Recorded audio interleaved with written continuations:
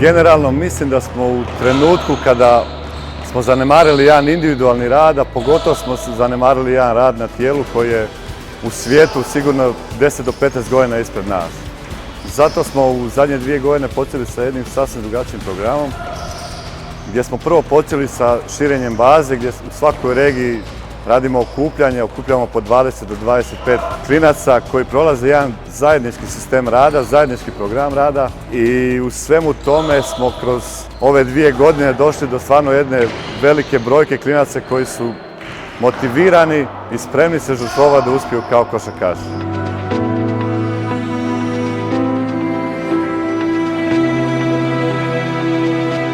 Drugi dio koji smo radili, koji nismo imali do sada, to je bilo jedno testiranje gdje smo u suradnji sa Kineziološkim fakultetom napravili testiranje na način da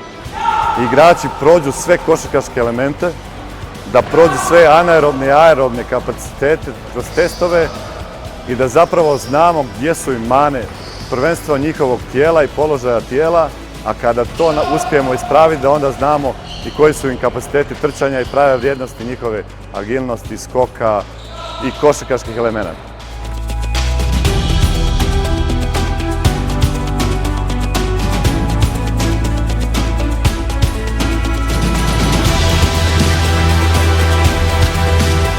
Gledajući prvenstva na kojima sam bio zadnje 2 puta, došli smo do jednog zaključka da su tijela naših igrača u jako lošem stanju nego što su tijela drugih reprezentativaca iz drugih reprezentacija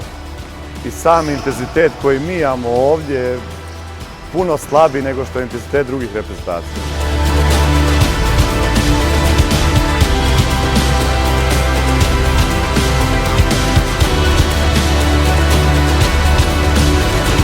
Mi smo krenuli jedan projekt rada u reprezentaciji gdje se više baziramo na individualnom radu i taj rad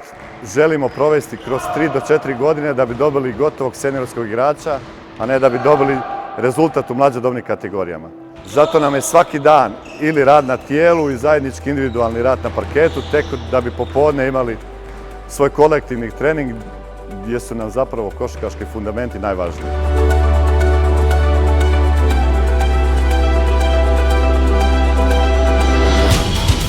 Da bi išli naprijed,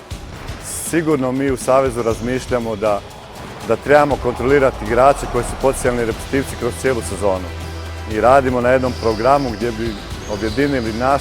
naše razmišljanja u suradnji sa Kineziološkim fakultetom, gdje bi to trajalo, gdje bi u svakom trenutku znali svakog našeg reprezentativca u kakvom je stanju i da bi mu dali adekvatan rad kroz cijelu godinu, a ne samo na okupljanjima koje imamo kroz sezonu.